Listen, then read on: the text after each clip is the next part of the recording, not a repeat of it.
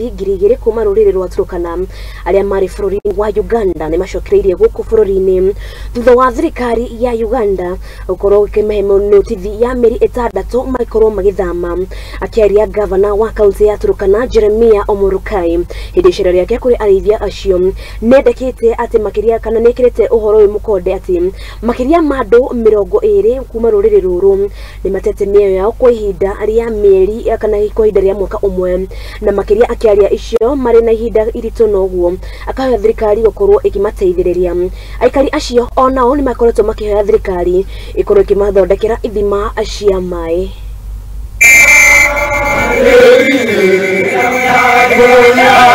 Leo hii sisi tuko hapa Lokipoto na population ile tuna address leo ni zaidi ya watu 2000.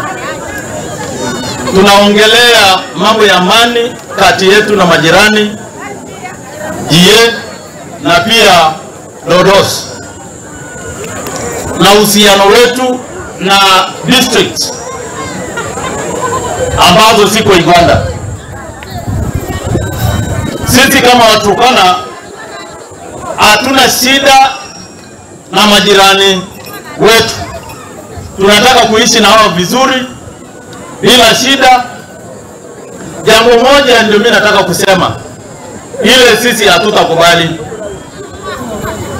kwamba watu wa hapa Jie ile message wanapeana hata kwa nchi yetu ya Kenya ama hata kwao kule Uganda kwamba wao hawana bunduki, ni Waturkana peke yao ndio wako na bunduki.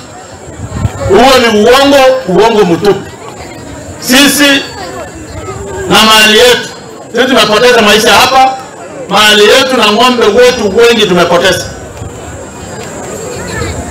na tumekuwa tukinyamaza tukisema sisi kwa sababu hatuna nyasi, hatuna maji, tutanyenyekea tu.